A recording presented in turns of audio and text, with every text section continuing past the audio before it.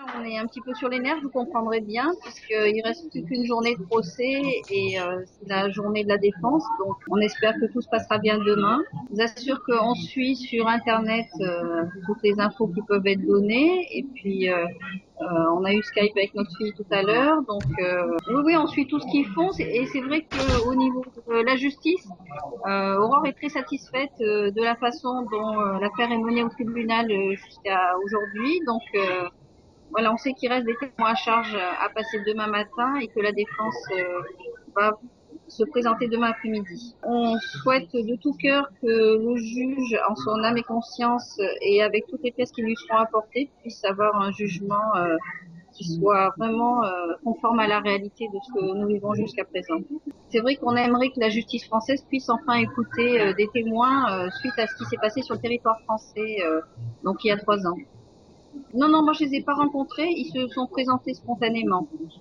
Donc pour un témoignage au niveau de la police qui n'a pas été enregistré à l'époque, ils s'étaient présentés spontanément après quand ils ont connu l'arrestation d'Aurore. Ils aimeraient que ce soit pris en compte actuellement. Donc on attend que la justice française les entende. Oui, oui, il y a des témoignages, oui. Crédibles et vérifiés. Les preuves, c'est quand même, c'est que des témoignages qu'on peut avoir. Les preuves sont pour la justice, donc là, on peut pas parler de preuves. Comment vivez-vous le fait que l'amie d'Aurore, qui aurait dû l'accompagner et qui ne l'a pas fait, Tinsley Cornell, Oui, c'est ça. n'a pas été entendue jusqu'ici? On ne comprend pas pourquoi il n'a pas été entendu jusqu'ici. Donc, c'est vrai que nous, le travail qu'on fait actuellement, c'est aussi un travail de conscientisation en France pour que les autorités judiciaires françaises prennent en compte tous les témoignages qui ont été déposés, qui expliquent ce qui s'est passé et que cette personne puisse être entendue pour donner sa version des faits. En juillet dernier, vous aviez lancé un appel à Manuel Valls pour obtenir une coopération policière et judiciaire plus efficace avec Maurice. Or, dans la lettre ouverte publiée hier, vous déplorez justement le manque de coopération entre les États et les polices françaises et mauriciennes.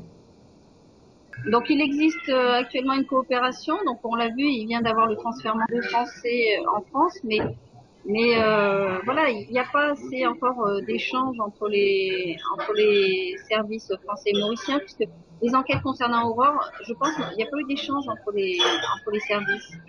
Et ça, et ça pourrait être amélioré, être plus rapide et puis concerner donc tous les Français emprisonnés, puisque la coopération porte vraiment sur tous les Français.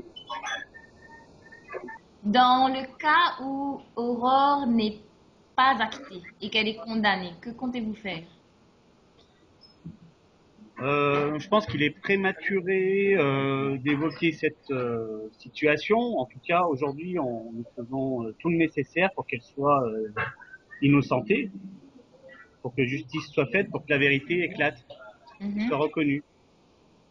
Aujourd'hui, il y a un soutien unanime des opinions françaises et haïtiennes grâce au travail d'information, de conscientisation que vous effectuez. Et d'ailleurs, nous tenons à remercier Young News pour cela, qui fait un excellent travail en toute objectivité et neutralité. Et c'est très apprécié en France. Mais dans l'éventualité qu'elle soit condamnée à l'issue du procès. On fera tout pour qu'elle soit innocentée, pour que son innocence soit reconnue. Ensuite, on ne peut pas anticiper une telle décision. On ne sait pas dans quelle proportion ça peut être rendu. Aujourd'hui, nous n'imaginons pas autre chose que son innocence soit reconnue. Nous avons absolument tous les éléments pour démontrer son innocence. Ensuite, la justice mauricienne est souveraine pour rendre une décision. Nous le respectons, mais son innocence ne fait aucun doute. Dans un entretien à Lyon Mag hier, vous parliez de faire appel d'une condamnation éventuelle et de réparation pour Aurore. Nous ne pourrons pas accepter une condamnation. Elle est innocente et ça doit être reconnu comme tel. C'est un fait. Ensuite, pour les réparations, c'est une autre étape. Nous n'en sommes pas là, car elle subit un préjudice très important aujourd'hui. Elle est quand même détenue de façon injuste, dans des conditions inadmissibles, et d'une manière ou d'une autre, ça aussi, ça devra être reconnu et il y a des tas de juridictions compétentes qui feront le nécessaire, le cas échéant.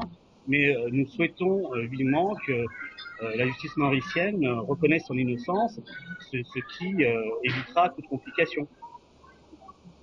Pensez-vous que les solutions que vous proposez dans votre lettre ouverte seront effectivement entendues par les autorités françaises? Je dirais presque qu'il n'y a pas le choix.